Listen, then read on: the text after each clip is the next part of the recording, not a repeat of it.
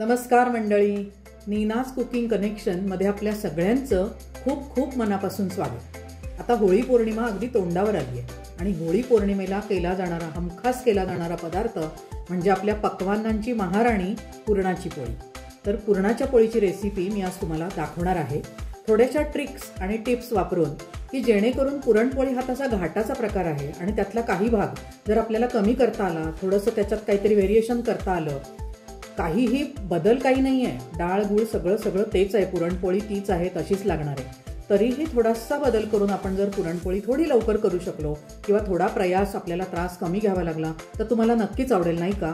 तर आपण आता लगेचच बघूया याचं साहित्य। पुरणासाठी साहित्य बघूया। ही आहे 1 वाटी हरभऱ्याची डाळ, हा जो बोल आहे तो मी भरून घेतलाय, नंतर तेवढाच गूळ घेतलेला आहे आणि 1 पाव वाटी साखर, म्हणजे हे 1.25 पट साधारण प्रमाण होतं आणि पोळीला गोडवा चांगला येतो म्हणून आपण एवढ्या प्रमाणात घ्यायचं आहे। बाकीचं काय, डाळ शिजत लावायची आपल्याला, त्यात हळद घालायचं आहे, तेल घालायचं आहे आणि ती शिजवायची आहे। तर बघूया आता पुढची कृती। हरभऱ्याची डाळ ही जी वाटीभर आपण मोजून घेतली होती ती मी सुमारे 3 ते 4 तास भिजत घातली आहे, त्यामुळे ही जवळजवळ फुगून डबल झाली आहे। आता ह्या जे प्रमाण घेतलं होतं त्याच्या दुप्पट पाणी घालून कुकरमध्ये 3 शिट्ट्या करून आपल्याला प्रॉपर ती मऊ शिजवून घ्यायची आहे आणि त्याच्यानंतर झटपट पुरणपोळी होण्यासाठी जी एक ट्रिक वापरायची आहे ती मी तुम्हाला नंतर सांगेन। आपण आता जी पुरणपोळीची पारी बनवून घ्यायची आहे किंवा जे कव्हर पिठाचं जे करणार आहोत, तर ते आहे, आपण ज्या मापाने डाळ घेतली त्याच मापाने कणी मैदा निम्म घेतलाय, मी चाळून घेतलंय आणि एकत्र करून ठेवलंय। त्याच्यानंतर हे मीठ आणि साजूक तूप, हे पुरणपोळी लुसलुशीत होण्यासाठी पिठामध्ये साजूक तूप आणि थोडंसं कोमट पाणी घातलं आणि पीठ भिजवलं की पोळ्या एकदम खुसखुशीत होतात। आपण आता वळूया पुढच्या कृतीकडे। हे आपण जे कणी मैदा घेतलाय ते मी ह्या बोलमध्ये घेतलंय। आता त्याच्यात थोडंसं सॉल्ट, मीठ घालायचंय आणि 1 टीस्पून साजूक तूप, आणि ह्या साजूक तुपावर आपण थोडंसं कोमट पाणी घालायचं आणि लगेच ते कालवून घ्यायचं आणि अशा प्रकारे आपण हे पीठ भिजवायचं आहे। आणि तेल मात्र जे घालायचं आहे, तेल ह्याला घालायचं आहे, पण ते पीठ भिजवून झालं की तेल घालायचं आहे। आता हे सगळं सारखं करून घेते मी आणि आपण जशी कणिक भिजवतो ना पोळ्यांची, त्याच्यापेक्षा किंचित सैल असं आपल्याला हे पीठ भिजवायचं आहे। हे बघितलं का, साधारण आपली पोळ्यांची कणिक असते त्याच्यापेक्षा किंचित सैल असं हे पीठ भिजवलंय। अजून ते आपल्याला नंतर तिंबून घ्यायचंय, पण एक अर्धा तास भिजू द्यायचं आणि आता ह्याच्यामध्ये अंदाजे 2 टेबलस्पून तेल असं घालून ठेवायचं आणि नंतर एक अर्धा तास असंच ते मुरू द्यायचं आणि नंतर मग छान मळून घ्यायचं। तर आपण आता हे अर्धा तास भिजण्यासाठी पीठ ठेवून देऊया। ही बघा, ही डाळ चांगली मऊ दुप्पट पाणी घालून, हळद आणि तेल थोडंसं घालून मस्त मऊसूत शिजलेली आहे, कारण ती आपण डाळ 5-6 तास भिजवली असल्यामुळे चांगली शिजली। आता ह्यातलं एक्सेस पाणी काढण्यासाठी आपण इथे ह्या चाळणीवर ओतून टाकूया आणि त्या एक्सेस पाण्याचं त्याला कट म्हणतो आपण, आणि त्याच्यानंतर त्याच्यात वेगवेगळे ताजे मसाले घालून ती आपण आमटी करतो, त्याला कटाची आमटी म्हणतात। आपण ही सगळी डाळ इथे काढून घेतली आहे। आता जी मी मुख्य टीप आहे ह्यातली ती अशी आहे की आता ही काढलेली डाळ आहे, ही थोडंसं पाणी ड्रेन होऊन गेलं, डाळ कोरडी झाली की आपल्याला अशीच डाळ पुरण यंत्रात घालायची आहे।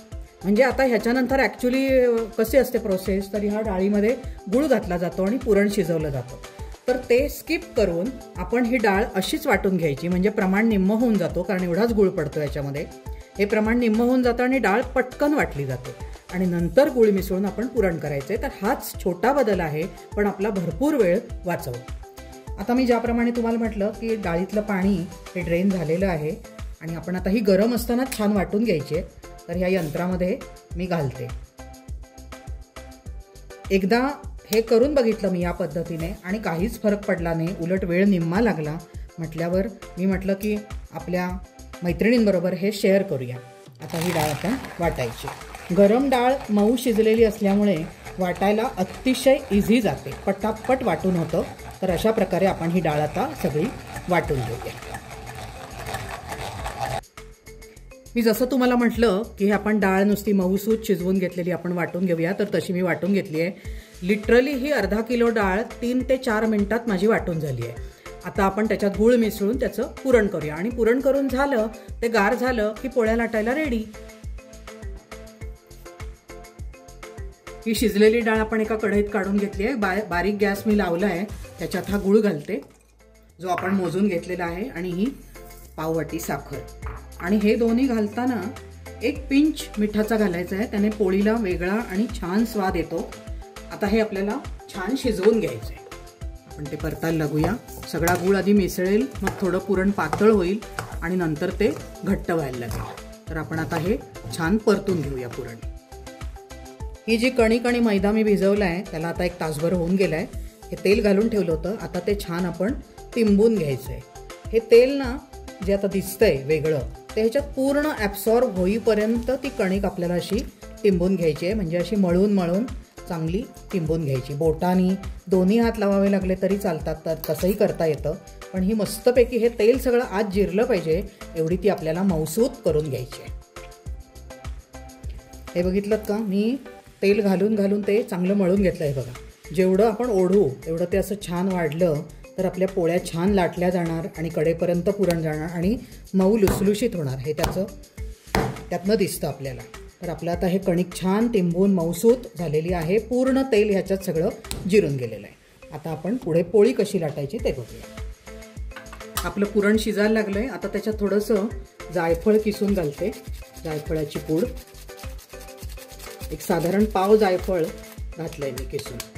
त्याच्यानंतर पुरणपोळी हे पक्वान्न असं आहे की पक्वान्नांची महाराणी म्हटलं तरी काही वावगं नाही. तर त्याला तसंच आपण ट्रीट केलं पाहिजे. तर थोडंसं आपण केशर घालूया. केशराने पुरणाचा स्वाद आणि अल्टिमेटली पुरणपोळीचा स्वाद नक्कीच वाढतो. आता हे छान परतत राहायचं आणि अजून चांगलं ते घट्ट व्हायला हवंय तोपर्यंत आपल्याला हे हलवत राहायला पाहिजे. आपलं हे बघितलं का पुरण होत आलंय. या कडा कशा सुकल्या आहेत सगळ्या. हे त्याचं हे आहे की पुरण झाल्यासारखं दिसतं आपल्याला जेव्हा कडा सुकतात तेव्हा. आणि दुसरं म्हणजे हे दिसतं याही सुखं. अजूनही 5 मिनिटं आपल्याला परतायचंच आहे आणि त्याच्यामध्ये असा हा उलटना उभा राहायला पाहिजे. अजूनही जरा असं परतायला हवंय कारण तो हलतोय. तो चांगला असा ठाम उभा राहतो. हे बघा, म्हणजे पुरण आपलं झाल्यासारखं आहे. अजून 5 मिनिटं बारीक गॅसवर आपण परतून घेऊया. आपण ही कणिक छान तिंबून घेतली होती. ते बघा किती म्हणजे हेच पुरण घेतलंय मी तयार छान सुकलेलं आहे. तर हे पावपटच कणिक घ्यायची म्हणजे जस्ट टू कव्हर.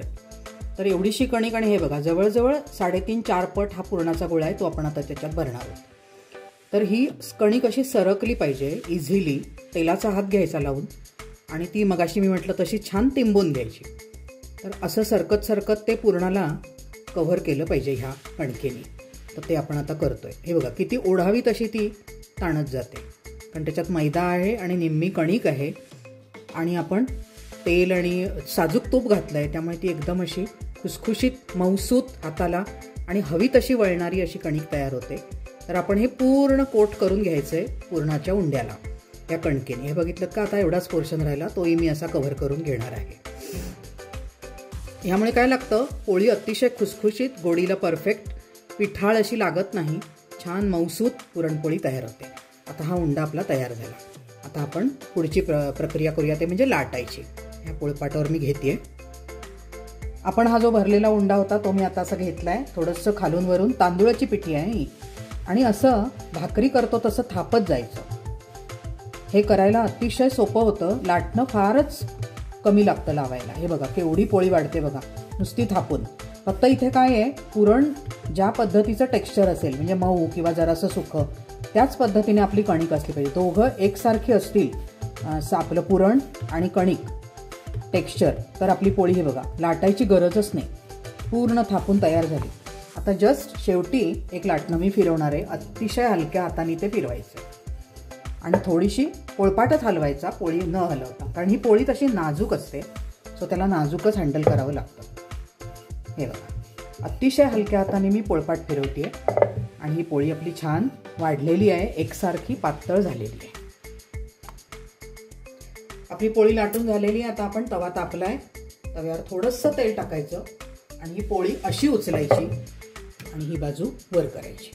आता थोडंसं त्याला तेल लावायचं आणि छान भाजू द्यायची, ती फुगून येईल ह्या साईडने. मग आपण दुसरी बाजू परतायची. पोळी दोनदाच परतायची आहे, सारखी उलटीपालटी करायची काही आवश्यकता नसते. ही पोळी तुम्ही बघितली एका बाजूनी फुगायला लागली. आपण आता ती उलटून टाकूया. हे सुद्धा अतिशय नाजूकपणे करण्याचं काम आहे.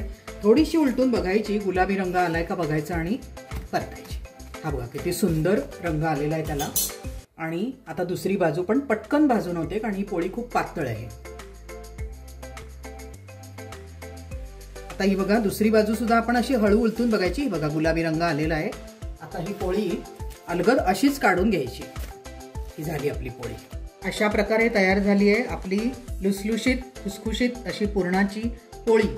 मऊसूत अशी झालेली आहे, बघतानाच लक्षात येत असेल. आणि त्याच्याबरोबर ठेवलंय साजूक तूप आणि केशर घालून दूध. वेलदोड्याची पुडही तुम्ही घालू शकता आणि नक्की करून बघा आणि एन्जॉय. तर मंडळी, पुरणपोळीची ही रेसिपी तुम्हाला कशी वाटली? मला खात्री आहे नक्कीच आवडली असणार. आणि या होळी पौर्णिमेला या प्रकाराने तुम्ही पुरणपोळी जरूर करून बघा. त्याचे फोटो शेअर करा. माझी रेसिपी तुम्हाला आवडली असली तर त्याला लाईक करा, इतरांसोबत शेअर करा. आणि माझ्या या यूट्यूब चॅनलला जरूर अजूनही सबस्क्राईब केलं नसेल तर जरूर सबस्क्राईब करा. आणि आपण परत अशा नवनवीन पदार्थांसह भेटत राहूया. धन्यवाद.